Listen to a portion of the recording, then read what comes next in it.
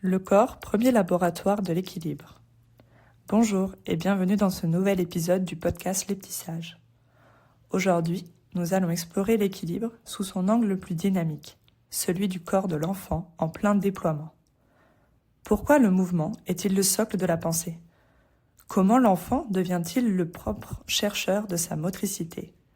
Nous allons parler de liberté, de stratégie d'apprentissage et décrypter ensemble ces mouvements socles qui construisent l'adulte de demain. Suivez-moi, on part explorer le monde à hauteur d'enfant. La motricité libre. Commençons par poser les bases. La motricité libre n'est pas une simple méthode, c'est un profond respect de l'ontogénèse motrice. C'est un mot un peu savant pour désigner tout simplement le programme naturel, universel et inné du développement du mouvement chez l'être humain. C'est le plan de montage avec lequel chaque bébé vient au monde. D'un point de vue technique, la motricité libre permet l'ajustement de la force et de la tenue des muscles profonds de la colonne vertébrale, qu'on appelle tonus axial. C'est ce qui nous permet de tenir droit. Lorsque l'adulte ne place pas l'enfant dans une position qu'il n'a pas acquise seul, il permet au système nerveux d'intégrer les afférences sensorielles de manière cohérente. Les afférences sensorielles, ce sont toutes les informations que le corps envoie au cerveau. Ici c'est dur, là ça penche. Si vous asseyez un bébé trop tôt, vous créez ce qu'on appelle un équilibre de compensation. L'enfant se crispe pour ne pas tomber, il se fige. Lorsqu'on le laisse en motricité libre, il développe ses réactions de protection, comme le réflexe de mettre les mains en avant pour s'amortir, et ses ajustements posturaux anticipés. C'est quand le corps se prépare et s'équilibre avant même de faire le mouvement, dans une pente par exemple. Il apprend à gérer son centre de gravité en lien direct avec la Terre. C'est la naissance d'une véritable sécurité interne. Les mouvements socles. Marquons un arrêt sur ce qu'on appelle les mouvements socles. C'est l'alphabet du mouvement. Tout comme on apprend les lettres avant d'écrire des phrases, l'enfant doit intégrer des schèmes, des modèles de mouvements fondamentaux. Ces mouvements, comme le retournement, le ramper ou le quatre-pattes, ont une fonction neurologique majeure, l'intégration des réflexes archaïques. Ce sont ces mouvements automatiques de survie qu'ont les nouveau-nés, comme le réflexe de s'agripper. En bougeant librement, l'enfant transforme ces automatismes en mouvements volontaires et contrôlés. Et c'est ici que je vais peut-être vous surprendre. Saviez-vous que nous n'avons pas 5 sens, mais 7 ? On connaît tous le goût, l'odorat, l'ouïe, la vue et le toucher. Mais pour l'enfant qui bouge, 2 autres sens sont les véritables chefs d'orchestre de son développement. Le sens vestibulaire et la proprioception. Le sens vestibulaire, c'est notre gyroscope interne. Situé dans l'oreille interne, c'est lui qui nous dit où se trouve notre tête par rapport au sol. Est-ce que je suis penché ? Est-ce que je tombe ?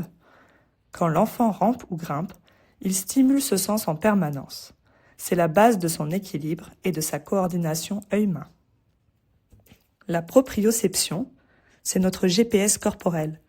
Ce sont des capteurs logés dans nos muscles et nos articulations qui disent au cerveau « ton bras est plié, ta jambe est tendue », même si l'on ferme les yeux.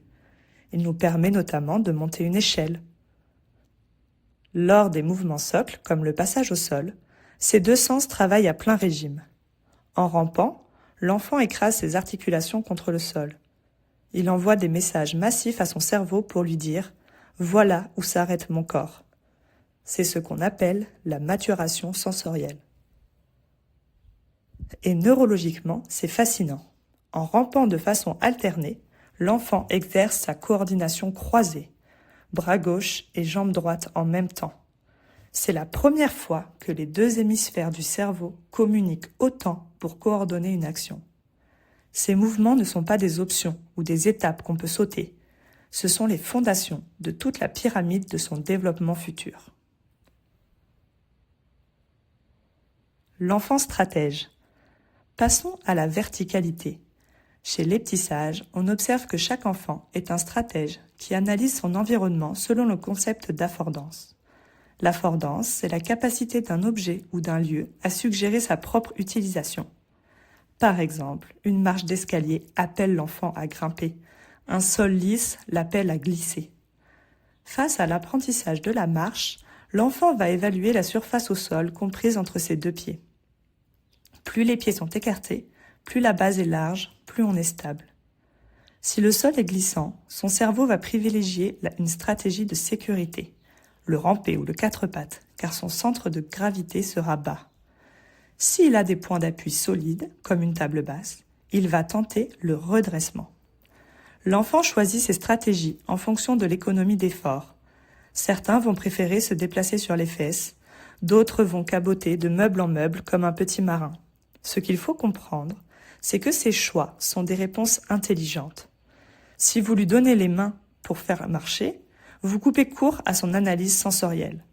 Vous modifiez son schéma corporel artificiellement, ce qui peut retarder la véritable acquisition de son équilibre autonome. De la motricité globale à la précision graphique. On fait souvent une erreur en séparant la motricité globale, les grands mouvements, de la motricité fine, les doigts. Mais tout est lié. Techniquement, on parle de la loi de développement proximo-distal. Le contrôle du corps se développe du centre vers les extrémités. On contrôle d'abord son dos, puis ses épaules, puis ses poignets, et enfin ses doigts. Chez les petits sages, on explique souvent que le quatre pattes prépare l'écriture. Parce qu'en s'appuyant sur ses mains, l'enfant muscle la solidité de ses épaules. C'est aussi là qu'il affine sa coordination œil-main. Un enfant qui a grimpé et exploré aura un tronc solide. Plus tard, devant son cahier, son cerveau ne sera pas occupé à essayer de tenir son corps sur la chaise. Il pourra libérer toute son énergie pour le tracer des lettres. L'équilibre du corps est vraiment le gardien de la disponibilité de l'esprit. Pour conclure, mettons tout cela en pratique, à travers 4 activités. Le parcours de l'aventure intérieure. Utilisez des plans inclinés, comme un matelas posé contre un canapé. Grimper sur une pente sollicite les muscles extenseurs et travaille l'équilibre dynamique. La ligne de vie au sol. Pour les plus grands, proposez de marcher sur des textures différentes. Une planche, un tapis mou. Cela force le cerveau à réévaluer constamment le tonus nécessaire. Le tunnel sensoriel. Favorisez le passage dans des espaces restreints, sous une table par exemple. Cela aide l'enfant à intégrer son schéma corporel, c'est-à-dire la conscience précise de la place qu'il occupe dans l'espace. Et pour les tout-petits, on veut tellement faciliter la vie de nos tout-petits qu'on en oublie l'intérêt moteur d'un plan plus mou ou penché. Sur des temps plus courts, vous pouvez placer les plus petits en difficulté pour un retournement par exemple. La manifestation de son effort n'est pas une mauvaise chose. Il cherche une solution. Il étudie son environnement et ses capacités. Pour conclure, le mouvement n'est pas qu'une performance physique, c'est la fondation de l'intelligence. En laissant l'enfant explorer ses propres déséquilibres, nous lui permettons de trouver son propre axe.